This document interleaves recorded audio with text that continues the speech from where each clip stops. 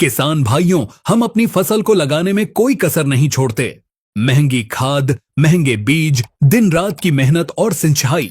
लेकिन इतनी मेहनत के बाद भी जब हमारी लहलहाती फसल अचानक मुरझाने लगती है, पौधे सूखने लगते हैं, जड़ें गल जाती हैं, तो बहुत नुकसान होता है।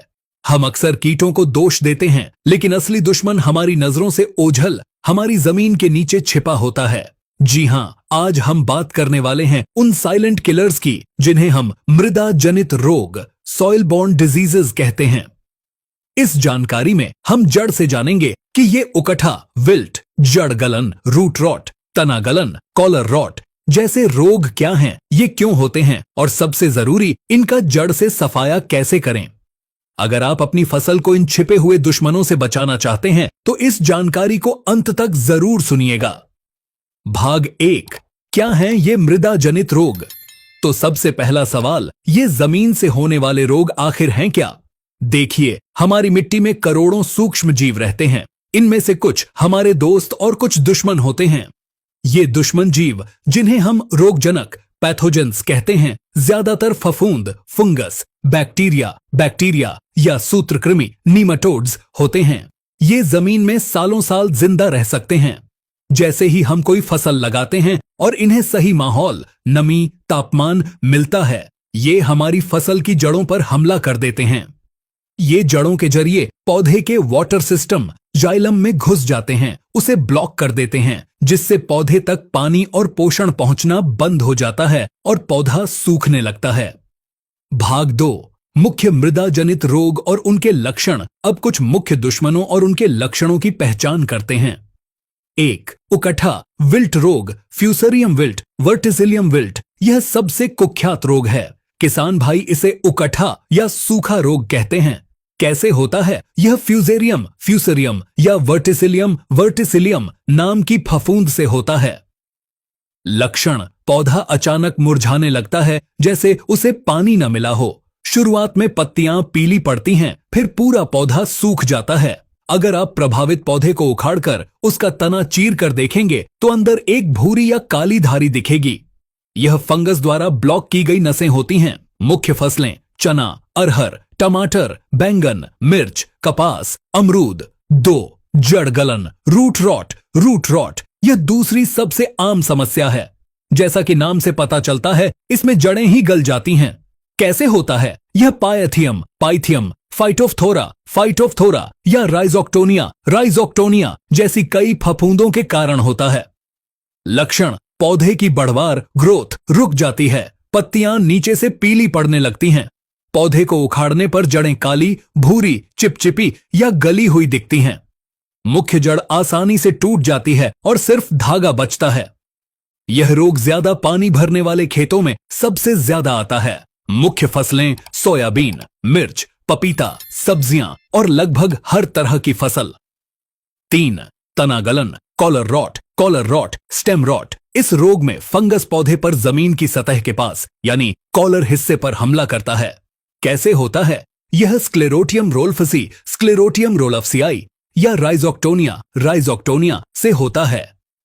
लक्षण, जमीन से सटा हुआ तने का हिस्सा गलने लगता है, वहां भूरे धब्बे पड़ते हैं। आप ध्यान से देखेंगे तो तने पर सफेद फफूंद, माइसीलियम का जाल दिखेगा।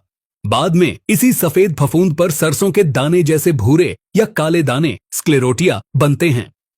ये दाने ही फंगस के बीज हैं जो सालों तक जमीन में पड़े रहते हैं।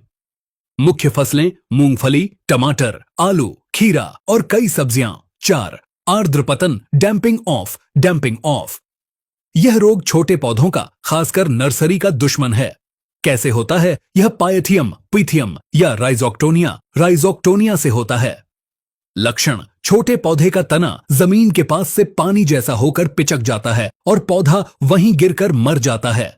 यह बहुत तेजी से फैलता है और पूरी नर्सरी को कुछ ही दिनों में साफ कर सकता है।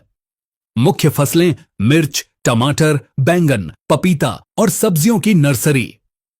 5, जड़ गांठ सूत्रकृमि, रूट नॉट नीमाटोड्स। यह फंगस नहीं बल्कि एक सूक्ष्म कीड़ा, कृमि है जो जमीन में रहता है। कैसे होता है? मेलॉइडिग्नी प्रजाति के सूत्रकृमि जड़ों में घुसकर अपना घर बना लेते हैं।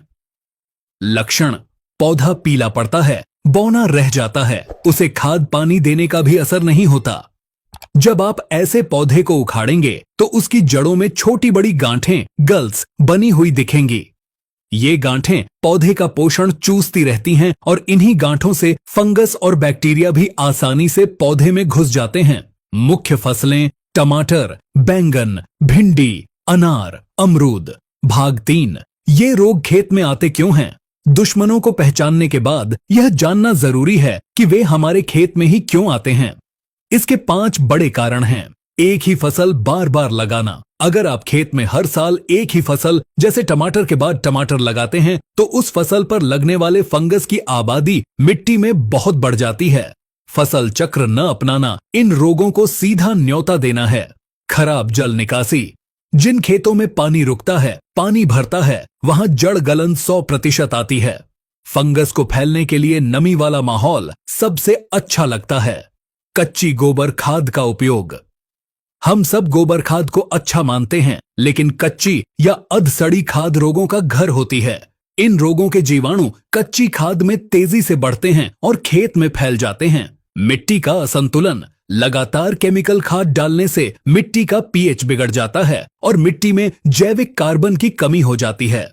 जब मिट्टी में मित्र जीवों की कमी होती है तो दुश्मन जीवों की संख्या अपने आप बढ़ जाती है। संक्रमित औजार और अवशेष। अगर आप रोगी खेत में इस्तेमाल हुए हल, कुदाल या ट्रैक्टर को बिना साफ किए स्वस्थ खेत में ले जाते हैं तो आप खुद ही बीमारी को फैला रहे हैं। साथ ही फसल कटाई के बाद रोगी पौधों को खेत में ही छोड़ देना अगली फसल के लिए बीमारी को बचा कर रखता है। भाग 4, संपूर्ण नियंत्रण, इंटीग्रेटेड डिजीज मैनेजमेंट, IDM। अब सबसे जरूरी सवाल है कि इन्हें रोकें कैसे। किसान भाइयों, इन रोगों का कोई एक जादुई इलाज नहीं है। हमें एकीकृत रोग प्रबंधन IDM अपनाना होगा। इसका मतलब है हमें रोकथाम, जैविक और रासायनिक तीनों तरीकों को एक साथ इस्तेमाल करना होगा। पहला, रोकथाम और बचाव। सबसे पहला और सबसे जरूरी है बचाव। गर्मियों की गहरी जुताई। फसल कटने के बाद मई जून की तेज धूप में ट्रैक्टर से गहरी जुताई कम से कम 1 से 1.5 फीट करके मिट्टी को पलट दें। तेज धूप से जमीन के अंदर छिपे फंगस, बैक्टीरिया और उनके अंडे नष्ट हो जाते हैं। फसल चक्र, यह ब्रह्मास्त्र है। जिस खेत में उकठा आया हो वहां 3 साल तक वह फसल जैसे चना और उस परिवार की फसल जैसे मटर मसूर न लगाए। उसकी जगह ऐसी फसल लगाए जिस पर वह रोग नहीं लगता, जैसे गेहूं, सरसों, गेंदा। रोग प्रतिरोधी किस्में हमेशा अपने इलाके के लिए प्रमाणित और रोगरोधी किस्में ही चुनें। खेत की सफाई। फसल कटने के बाद बचे हुए ठूंठ और रोगी पौधों को खेत से निकालकर जला दें। उन्हें खेत में सड़ने न दें। सही सिंचाई। कभी भी खेत में पानी खड़ा न रहने दें। ड्रिप इरिगेशन, टपक सिंचाई सबसे उत्तम है क्योंकि इसमें पानी सीधा जड़ को मिलता है और मिट्टी में फालतू नमी नहीं होती। दूसरा, जैविक नियंत्रण। अब बात करते हैं मित्र फफूंद की। यह जमीन को बिगाड़ता नहीं बल्कि सुधारता है। ट्रिकोडर्मा, यह एक मित्र फफूंद है जो जमीन में जाकर दुश्मन फफूंद जैसे फ्यूजेरियम, राइजोक्टोनिया को खाता है और उन्हें नष्ट कर देता है। कैसे उपयोग करें? बीज उपचार। 5 से 10 ग्राम ट्राइकोडर्मा पाउडर प्रति किलो बीज में मिलाकर बुवाई करें। मिट्टी उपचार। 1 से 2 किलो ट्राइकोडर्मा पाउडर को 100 किलो अच्छी सड़ी हुई गोबर खाद में मिलाएं। इसे 7 से 10 दिन छांव में रखें। बोरी से ढक दें। जब इसमें हरे हरे फफूंद उग आएं, तब इसे खेत की आखिरी जुताई से पहले जमीन में बिखेर दें। स्यूडोमोनास फ्लोरेसेंस, यह एक मित्र बैक्टीरिया है जो फंगस के साथ साथ जमीन से होने वाले बैक्टीरियल विल्ट, जीवाणु उकठा को भी रोकता है। इसे भी ट्राइकोडर्मा की तरह ही इस्तेमाल किया जा सकता है। नीम की खली, नीम केक।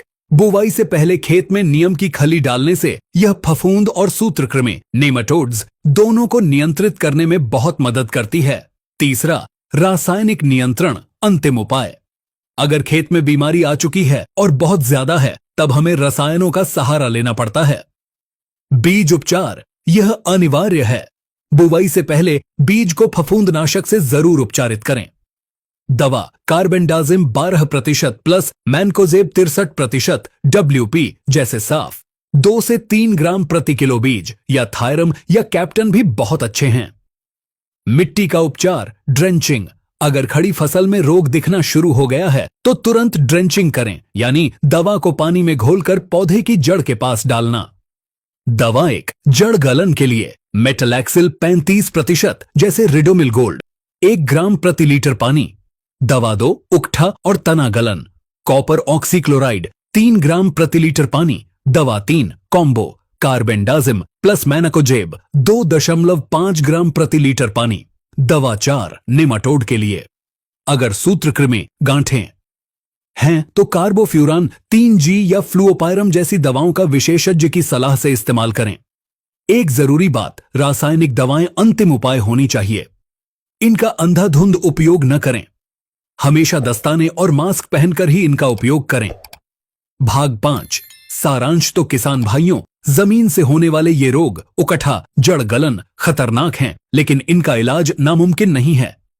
याद रखिए, इन रोगों का इलाज से ज्यादा रोकथाम जरूरी है। संक्षेप में 5 जरूरी बातें। गर्मियों में गहरी जुताई करें। फसल चक्र जरूर अपनाएं। हमेशा अच्छी सड़ी हुई गोबर खाद का ही प्रयोग करें। अपने खेत में ट्राइकोडर्मा जैसे मित्र जीवों की सेना तैयार करें।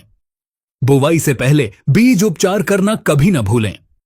अगर आप इन बातों का ध्यान रखते हैं तो आपकी मिट्टी स्वस्थ रहेगी, और जब मिट्टी स्वस्थ होगी तो आपकी फसल भी स्वस्थ होगी और पैदावार बम्पर होगी।